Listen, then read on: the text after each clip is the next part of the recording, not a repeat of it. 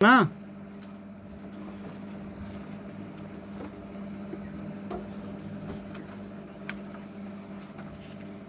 विभाजन सूत्र, पहला अध्याय में क्या पढ़ा? पहला अध्याय में दूरी सूत्र है ना, इसमें विभाजन सूत्र, दूरी सूत्र का सारा सवाल बता दिए ना। विभाजन सूत्र इंग्लिश में बोलते हैं सेक्शन फार्मूला।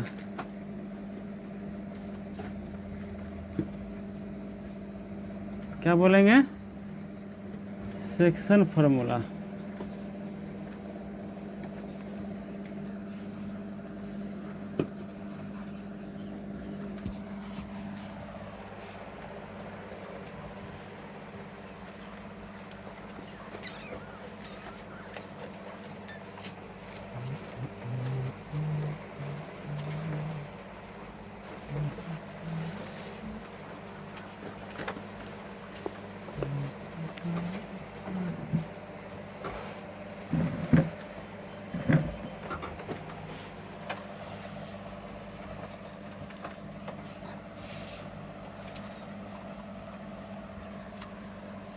चलो देखो, यहाँ मानो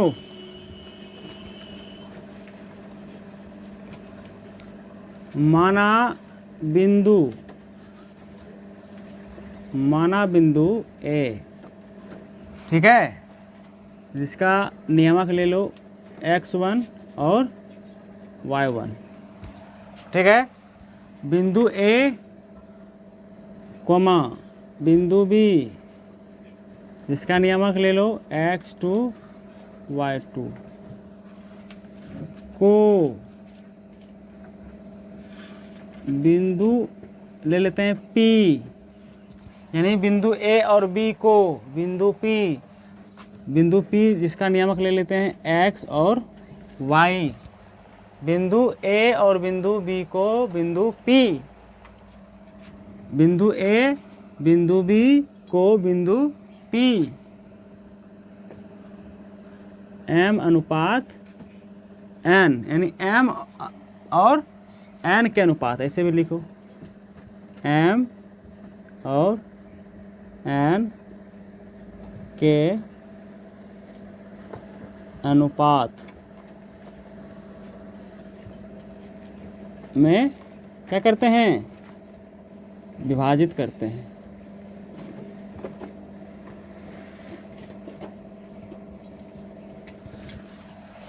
अगर लॉन्ग में लिखना है तो लिखना बिंदु A और बिंदु B को मिलाने वाली रेखाखंड, बिंदु A और बिंदु B है ना, दोनों को मिलाने वाली रेखाखंड को बिंदु P M और N के अनुपात में विभाजित करते हैं। तो यहाँ एक लिख सकता है, बिंदु A और बिंदु B को मिलाने वाली रेखाखंड को बिंदु P, जिसका नियामक ले लिए हैं x और y, यही बिंदु P है जो A और B को जो है M और N में क्या करते हैं? विभाजित करते हैं। समझ गया? तो ये हम इसे कैसे निकाल पाएंगे?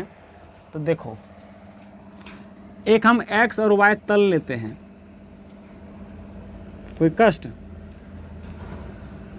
नहीं ना, ये ले लिए, ये x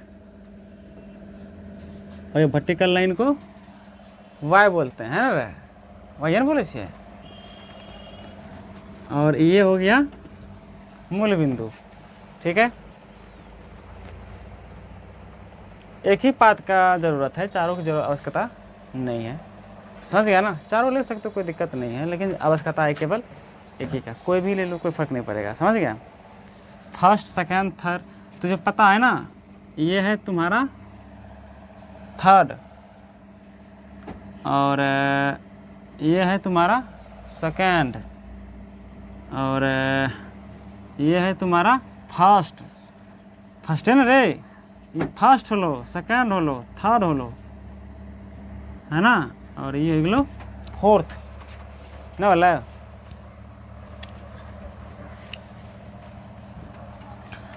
तो चलो यहाँ देखो, जैसे ऐसे लिखा है ना, बिंदु लेते हैं, बिंदु ए और बिंदु बी ले लेते हैं। तो बिंदु ए यहाँ ले लेते हैं, ये बिंदु ए, और एक बिंदु ले लेते हैं यहाँ, है ना। ये बिंदु बी ले लो और ये बिंदु ए ले लो। इसको मिलाने वाली एक रेखाखंड ले ली, लेगा ना रे, हैं। एक बिंदु ये हैं। तो इसका नियामक x2 y2, यही ना। और इसका x1, नहीं तो यहाँ लिख देते हैं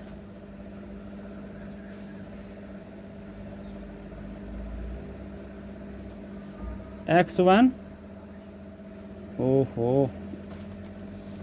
x1 y1 लिख दिए।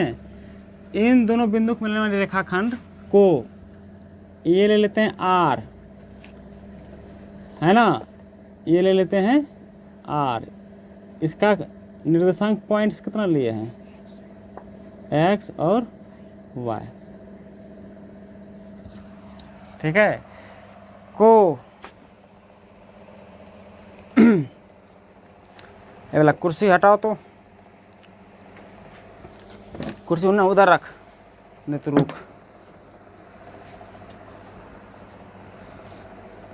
ऐसे भी गर्मियाँ भाग गया, नहीं भागले भी गर्मी रहा, हैं। बैठ।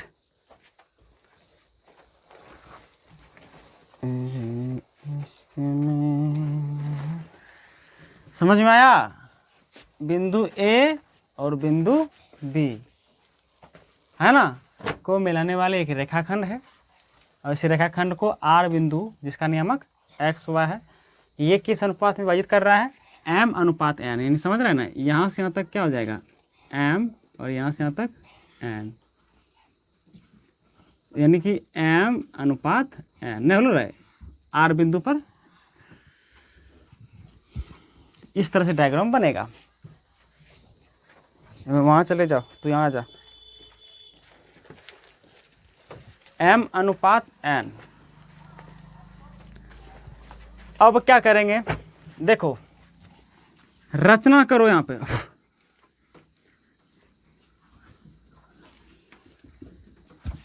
रचना क्या करेंगे, बिंदु ए, बिंदु बी और बिंदु आर से लंब डालेंगे। एक्स एक्स पर लंब डाल सकते हैं ना, डालो, यहाँ से लंब डालो। ऐसे रचना किए हैं तो डॉट डॉट से मिला सकता है, ऐसे कोई दिक्कत नहीं है। नहीं वो मिलाएंगे तो क्या फ़र्क पड़ेगा। यहाँ से लंब डालेंगे तो एगो, यहाँ से लंब डालेंगे तो लंब डाला गया, नहीं डाला यार, पी लिया ना रे, यहाँ पी ले, एम हो गलो, एन हो गलो, एक टी ले ले, कोई बिंदु ले ले, की दिक्कत है। तो यहाँ से क्या डालोगे, क्या लिखोगे, ए एम लंब ओ एक्स कोमा पी टी लंब ओ एक्स, तथा शॉर्ट में लिख रहे हैं, समझना है, रट्टा नहीं में लगानी इसमें। बी एन लंब डाला गया है किस पे, ओ एक्स पर। समझ में आया, क्या कर दिए, लंब डाल दिए। और क्या करना है, यहाँ से लंब डालो, एक लंब यहाँ डाल दिए, एक यहाँ से लंब डालो। तो इसका नाम रख दो आर, इसका नाम रख दो एस। कोई कष्ट नहीं, तो सी डी कुछ भी रख दो, क्या फर्क पड़ता है। तथा ए आर लंब, ए आर लंब है ना किस पे, पी टी और पी एस लंब बी एन पर डाला गया। यहाँ तक समझ में आया। ये रचना में क्या क्या किए हैं, ए बी और सी से, यानी ए बी और पी से लंब डाले हैं एक्स एक्स पर, ठीक है। और फिर ये ए बिंदु से इस पे लंब डाले हैं, यहाँ देखो, फिर यहाँ पी से यहाँ पे लंब डाल दिए। इतना टा काम किए हैं। कोई कष्ट, किसी को कष्ट है तो बताओ। और के नमूना नहीं आया है पढ़ने के लिए? हाँ दोनों भाई ने मेंटा आया है पढ़ने। आरू आदित्य कहाँ गलो? तबीयत खराब है। आरू के नहीं आया है? क्रिस 3 एक दिन आवे एक दिन को ले ना हैं, क्या बताए हम। और हो दोनों नमूना नहीं लो जाए, दोनों भाई रे। और एगो ऐसा हिलवाए लो पहले, क्या गो तो गायब है, 4 गो गायब है ना। और इधर के गायब है? ओ लक्ष्मी देवी हैं, साक्षी 2 गो गायब हो है ना। वो तो बहुत दिनों से आती ही नहीं है पढ़ने, कहाँ रहती है हैं? मूंग तोड़ते हैं तो क्या पढ़ने के टाइम में तो कोचिंग आना चाहिए कि नहीं?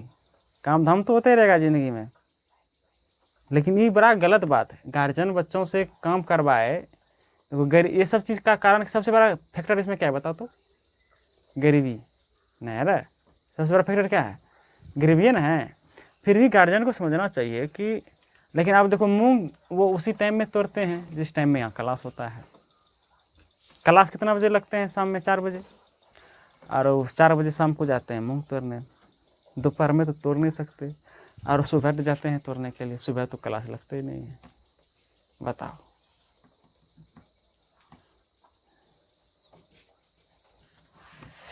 चलो आगे, यहाँ तक समझ में आया? समझ में आया कि नहीं?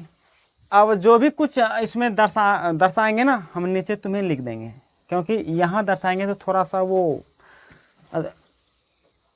दिक्कत हो जाएगा ना लिखने में। जगह थोड़ा छोटा है ना, नहीं तो बड़ा सा चित्र बनाना पड़ता इस तरह से, तब बड़ा बड़ा लिखते और फाइल लिखते हैं ना। तो जो भी चीज़ें हम चित्र में हम तुम्हें समझाएंगे और वो चीज़ नीचे लिखेंगे। चलो प्रमाण, आप प्रमाण करते हैं। अब देखो जो भी चीज़ें चित्र में दर्शाने को है वो हम नीचे लिखते हैं। तो यहाँ नीचे लिखो चित्र में,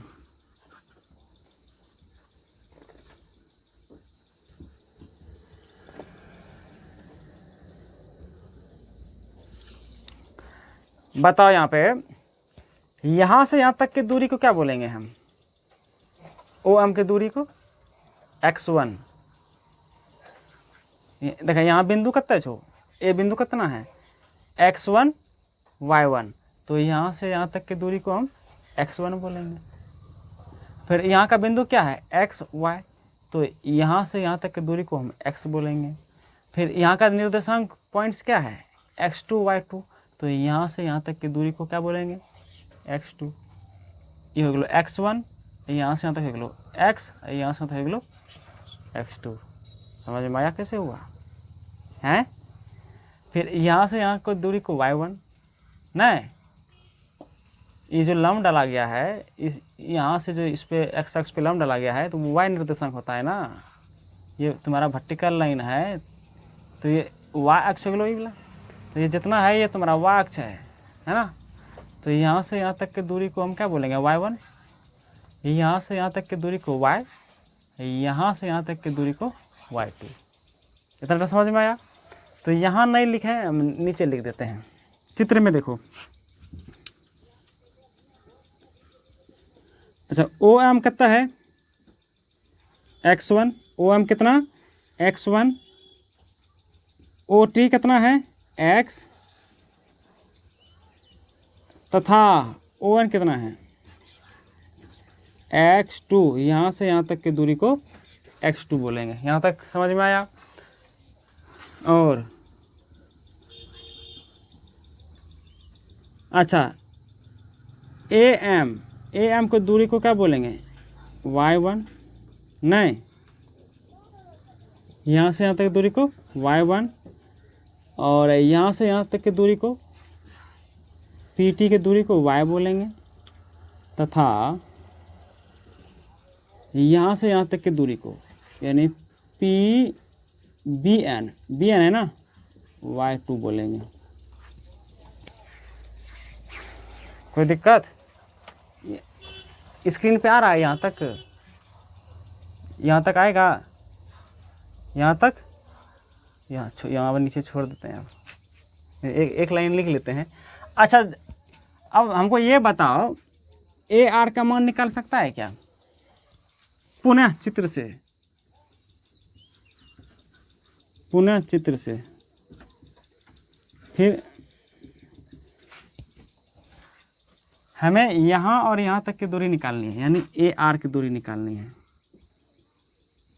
कैसे निकाल पाएगा? अगर AR की दूरी निकालना है तो इतना में इतना घटा दो, यानी OT में OM घटाओ, OT में OM को घटाओ तो कितना निकल जाएगा? पूरा वैल्यू यहाँ OT है, हमको इतना टा वैल्यू चाहिए ना, यानी AR चाहिए ना। AR किसके बराबर होगा बताओ तो? MT के। ये तुम्हारा एक आयत बन रहा है ना, अगर आमने सामने भुजा बराबर होगा ना, तो हम अगर तुम्हें AR निकालना है, ठीक है, तो AR MT के बराबर है, तो AR निकालने के लिए हम पूरा वैल्यू लेंगे यहाँ से यहाँ तक, OM नहीं OT में अगर ये वैल्यू घटा देंगे तो ये वैल्यू निकल जाएगा। तो ये वैल्यू टोटल यहाँ से यहाँ तक X है, क्या है? X, और यहाँ से यहाँ तक वैल्यू को X1। कोई दिक्कत? तो हमें पता चल गया। यहाँ पर लिख देते हैं समझने के लिए कि AR जो है ना बबुआ, वो MT के बराबर है। और नीचे दिखेगा, हाँ आना है। अच्छा, मैंने AR निकाल लिए, हम जो है PS निकालते हैं। PS है बोला होना निकलते, जना हम निकाल के बताए ना तुम्हें, होना निकाल। तो PS कैसे निकालेंगे बताओ? PS किसके बराबर होगा? TN के। तो हमें PS निकालने के लिए ON में क्या घटाना होगा, यानी इतना में इतना घटा दो, है ना। तो ON में क्या घटाएंगे? OT घटा देंगे, यानी ये वैल्यू तुम्हारा हो जाएगा, ON कितना है? X2 है, हैं? इसमें क्या घटाएगा? X। ये वैल्यू PX के वैल्यू निकल गया तुम्हारा X2 माइनस X, यानी कि PS किसके बराबर होंगे तुम्हारा? यहाँ लिख देते हैं PS जो है वो TN के बराबर होगा। कोई कष्ट? यहाँ चलो PS मैंने निकाल लिए हैं, और कोई दिक्कत है? चलो, और कुछ वैल्यू है जो निकालना है। अभी हमें PR का मान निकालना है, तो PR का मान कैसे निकाल पाएंगे? अतः चलो बार बार लिखना क्या जरूरी है। PR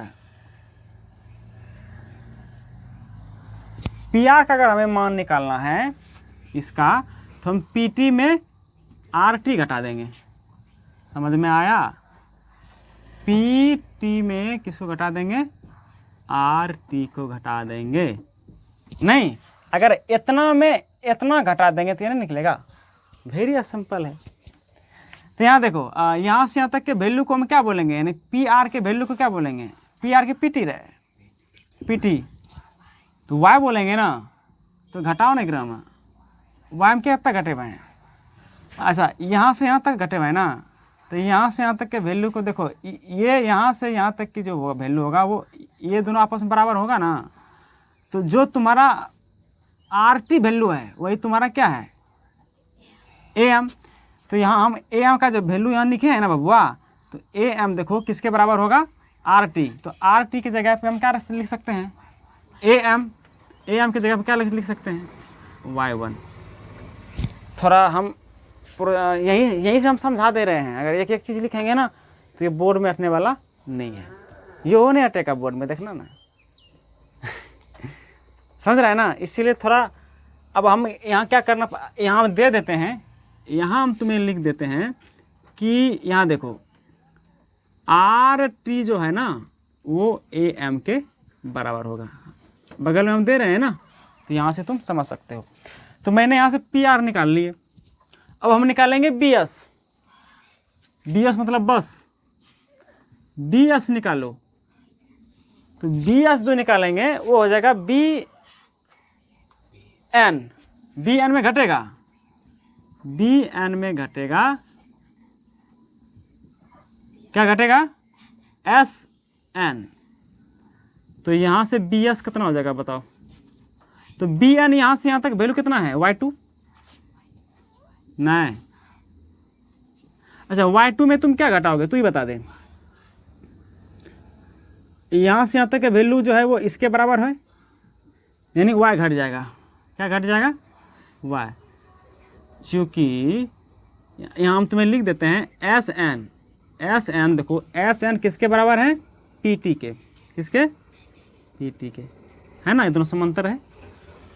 तो यहाँ इतना चीज़ें जो मैंने यहाँ लिखे हैं, है ना, इसका ज़रूरत है, और इसको हम चित्र में ही दर्शा नहीं सकते। अब यहाँ दर्शाने में दिक्कत होता ना, लिखते के अटता ही नहीं, यहाँ पे न धरा जाता है ना पूरा, इसलिए मैंने नीचे लिख दिया उसको देख देख के, यानी समझ में आ गया ना।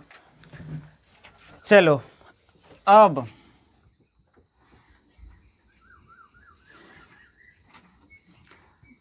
त्रिभुज ARP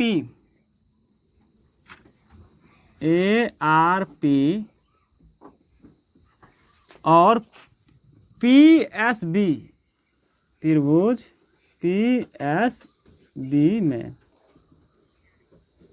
दो त्रिभुज दिख रहा है क्या, एक ये त्रिभुज, ये त्रिभुज, दोनों त्रिभुज को समरूप त्रिभुज दिखाना है ना। समरूप त्रिभुज अभी तो पढ़ाई नहीं है, 10वां के गणित चैप्टर त्रिभुज पढ़ाएंगे तो वहाँ समरूप होगा, लेकिन यहाँ हम तुम्हें समझा देते हैं। लेकिन समझ गया, समझ जाओ तो समझ जाओ, समझ जाएगा, आसान है। देखो दो त्रिभुज को समरूप दिखाने के लिए कम से कम दो संगत कोण को बराबर दिखाना है। दो त्रिभुज है ना, जैसे कि ये एक त्रिभुज ये है, एक त्रिभुज ये है, अगर ये दोनों समरूप त्रिभुज है ना, तो इनके संगत कोण को बराबर दिखाना है, कम से कम दो संगत कोण बराबर हो जाएगा तो ये दोनों त्रिभुज क्या होते हैं, समरूप हो जाएगा। ठीक है, तो दो कोण जो है बराबर करना है इसका, यानी इन दोनों त्रिभुज का दो कोण बराबर करना है। तो कौन कौन बराबर होगा, यहाँ देखें, कोण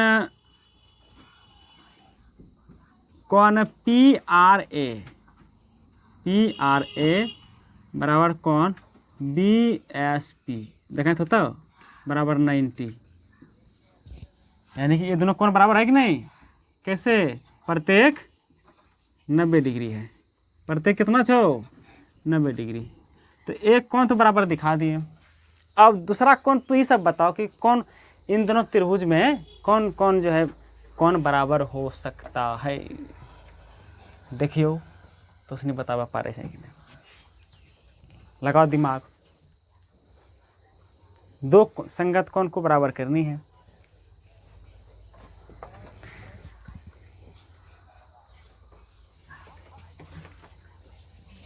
देखें,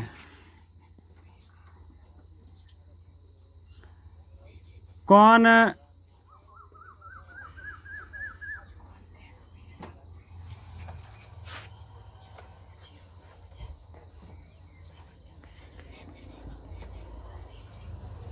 अच्छा ई वाला इसको हटाते हैं, थोड़ा सा ऊपर लिख देते हैं, कोई दिक्कत नहीं ना है, X और Y, कोई दिक्कत नहीं ना रहे।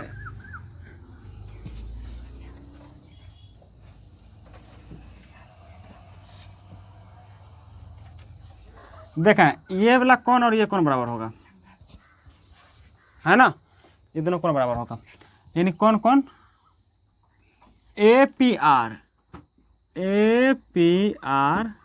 बराबर कोण BPS, कैसे, संगत कोण है, नहीं देखें ये और ये समांतर है ना, अगर ये इस तरह से समांतर जाएगा और इस तरह जाएगा तो बब्बा हाई वाला कोण और हाई वाला कोण बराबर नहीं होगा।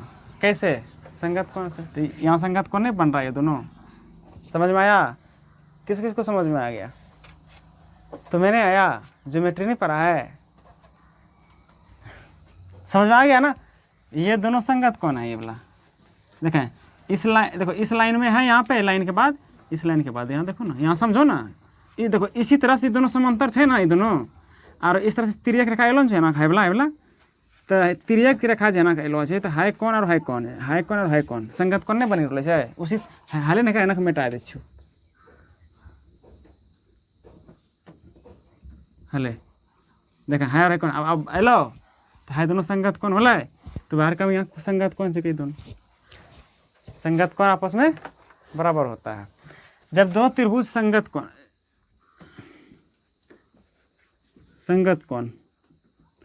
संगत कोण से बराबर होगा। अब देखो त्रिभुज ए आर पी समरूप होगा पी एस बी। कैसे? एंगल एंगल समरूपता, इसको क्या बोलेंगे? एंगल एंगल समरूपता से। समझ गया? तो यहाँ लिखो, चूंकि दो समरूप त्रिभुज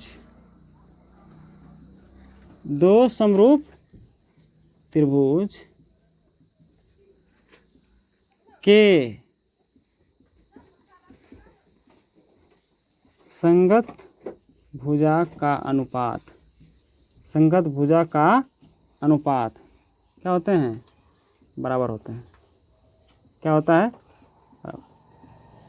यानी संगत भुजा समान अनुपात में होते हैं। दो समरूप त्रिभुज में, है ना, संगत भुजाएं समान अनुपात में होते हैं। तो समान अनुपात में होते हैं तो समान अनुपात करो। अब देखो, अगर ये दोनों बराबर है तो ये और ये क्या होगा? बराबर होगा। तो इनके सामने का भुजा ये और इसके सामने का भुजा ये दोनों कोण, ये दोनों भुजा आपस में संगत भुजा होगा, तो अनुपात होगा। तो पी आर बटे क्या होगा? B S. क्या होगा? B S. और इसके सामने का ये और इसके सामने का ये समान अनुपात में होगा, यानी ए आर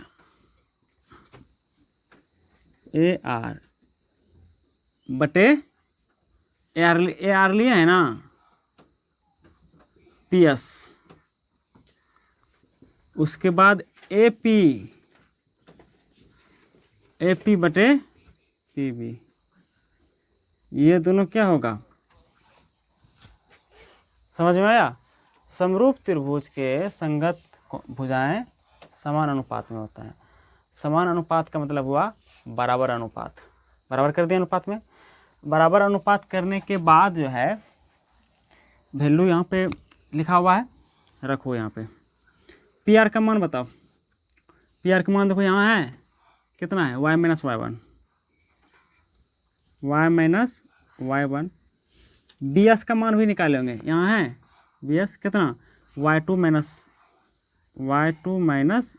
वाई बराबर ए आर का मान, कहाँ निकला हुआ? यहाँ x माइनस एक्स वन और पी एस का मान यहाँ निकला हुआ है x2 माइनस एक्स बराबर ए पी का मान तुम्हारा देखो, ए और पी का मान m है और p और b का मान n है। ठीक है? अब इस अनुपात को बराबर कर देना है। तुम्हें अब क्या करना है तू ही बताओ। y माइनस वाई वन बटे y2 माइनस वाई बराबर क्या लिख सकते हैं? m बटे n। x minus x one बटे x2 माइनस एक्स बराबर क्या लिखेगा, m/n। तीनों अनुपात बराबर है तो नहीं लिख सकते हैं, ये इसके बराबर है, ये भी इसके बराबर है, दोनों को बराबर कर दिया। अब हल करो इसका, अब हल करना पड़ेगा ना। हल कर नीचे तब नहीं आएगा, दिखेगा स्क्रीन में आता है बोला है, या कहाँ तक आएगा। चलो इन दोनों को अब हल करना होगा, समझ गया। तो बारी बारी से हल करो, पहले इसको लेते हैं।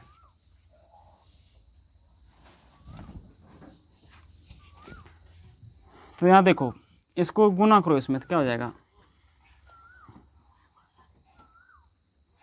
yn minus y1 into n बराबर y2m minus m into y। तो यहाँ देखो yn, इसको इधर लेके आओ तो प्लस में आएगा, तो क्या हो जाएगा m इंटू वाई, नहीं होगा रे, और y2m प्लस इधर आ जाएगा तो क्या हो जाएगा y1 इंटू n। एक काम करो, इसमें हम y कॉमन कर लें, तो y कॉमन कर लें तो यहाँ पे क्या होगा, m प्लस n होगा बराबर इधर m इंटू y2, आगे कर दें कोई दिक्कत नहीं ना, n इंटू y1। तो यहाँ से y का मान निकल गया m into y2 plus n into y1 बटे m प्लस n हुआ। उसी तरह इसको हल करो, अब इसको हल करेंगे तो लिखो n से गुना करो इसमें, फिर n into x minus n into x1। अब m से इसमें दोनों में गुना करो, m into x2 minus m into x। तो एक काम करते हैं, n x इधर आ जाएगा ना प्लस में, m इंटू x, इसको इधर लेके आओ, m x2 plus n x1। n common करके अति x कॉमन कर लेते हैं, x कॉमन करके इधर भेज देंगे तो क्या हो जाएगा m x2 plus n x1 बटे m प्लस n हुआ। अब देखो हम मैंने क्या निकाले, x और y है ना। तो यहाँ लिख लो, चूँकि p का निर्देशांक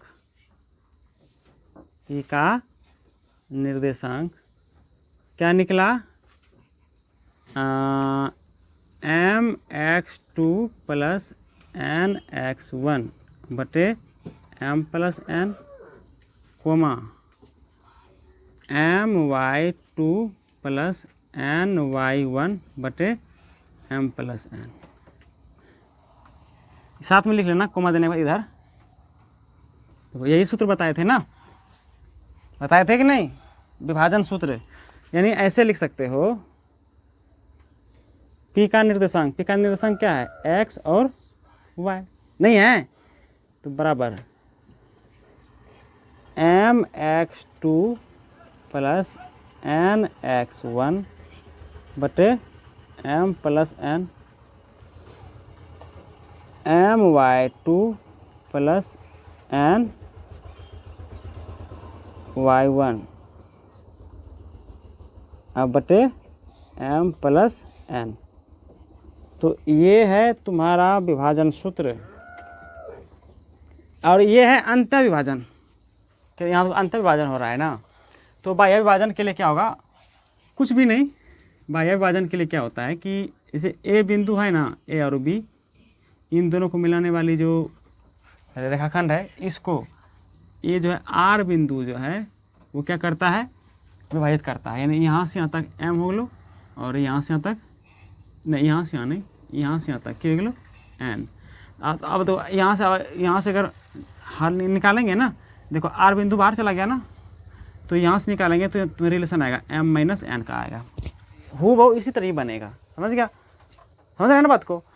इसीलिए वो बाह्य विभाजन के लिए यहाँ क्या लग जाएगा, यहाँ पे माइनस एम माइनस एन। यहाँ देखो ना पूरा यहाँ से तक वैल्यू कितना है जो एम छो ना हैं, तो पूरे एम में तो है एन घटे भाई, तो है ए भी नहीं निकलता तब।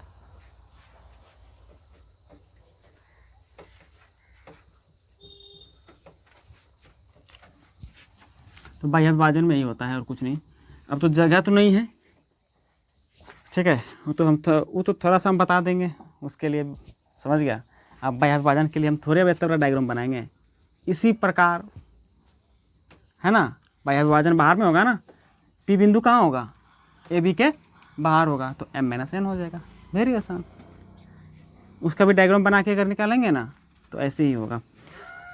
अच्छा, अब यहाँ से आ जाता है एक मध्य बिंदु का निर्देशांक, इसी फार्मूला से निकलेगा, वेरी आसान है।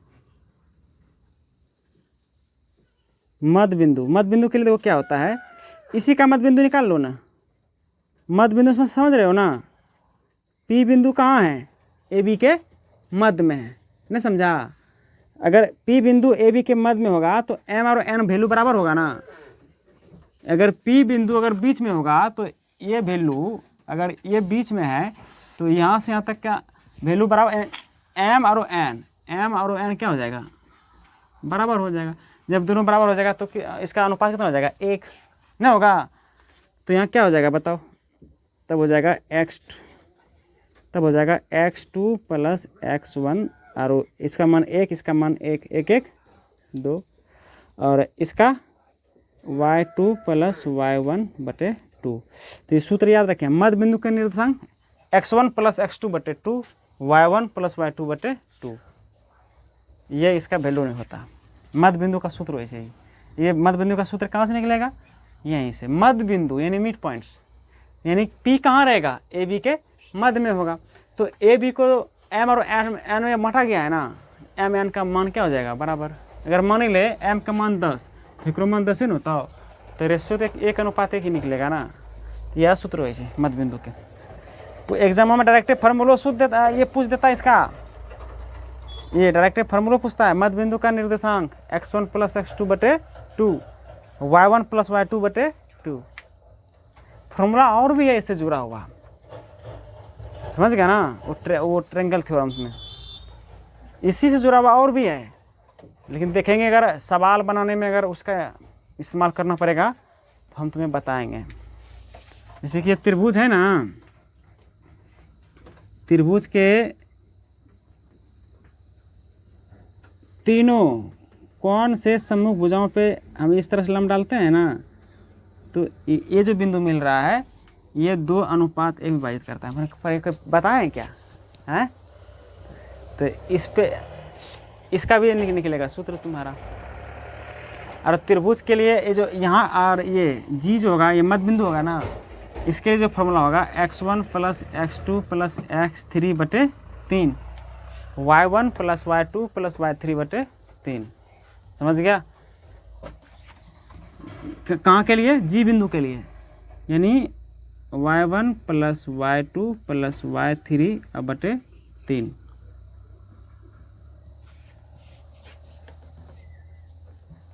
त्रिभुज के तीनों भुजाओं का तीनों कोण का शीर्ष दिया हुआ रहेगा ना, ए बी सी, मान लो ए बी सी, तो बोलेगा कि ऐसे केंद्रक निकालने के लिए तो ये फार्मूला लगेगा। ये फार्मूला कैसे होते हैं तो दिखाएंगे, बताएंगे ये होता आखिर कैसे है। यही तुम्हें मिड पॉइंट थ्योरम नहीं, मध्य बिंदु का निर्देशांक है ना, मध्य बिंदु का निर्देशांक और विभाजन सूत्र जो है, यही फार्मूला के लिए तुम्हें इतना कम करना पड़ता है। समझ गया। लेकिन एग्ज़ाम में इसकी कोई आवश्यकता नहीं है। एग्ज़ाम में केवल आवश्यकता है तो वो इस सूत्र का, कहीं इस सूत्र याद रहेगा तो इस सूत्र के आधार पर तुम सवाल को हल कर सकता है, अन्यथा कोई उपाय नहीं होगा, कोई दूसरा कोई उपाय नहीं है। ये ज़रूरी नहीं है, ये तो मैंने बता दिए हैं कि देखो ये होता कैसे है ना। लेकिन ये आवश्यकता बिल्कुल नहीं है, आवश्यकता है तो केवल ये फार्मूला का। समझ गया, मैंने फार्मूला निकाल के बता दिए। तो ये फार्मूला याद रखना है और इसी पे सवाल बनाना है। और ये मध्य बिंदु का, इस पे भी सवाल होगा, समझ गया। तो इसको उतारो फटाक से, इसको मिटा दिया जाएगा। वीडियो बनने के लिए पूरा रहे। क्या मिनट का वीडियो बना? 41 मिनट। इसमें 2-4-10 मिनट तो करवो करेगा। हम काटते नहीं है, ऐसे डाल देते हैं, उतना फुर्सत नहीं है हमको काटने और छाँटने का, समझ गया ना। हम ऐसे डाल देते हैं, कत्ते काटेंगे और छाँटेंगे, एडिटिंग करेंगे तो ये करेंगे तो वो करेंगे। उतारो इसको फटाक से।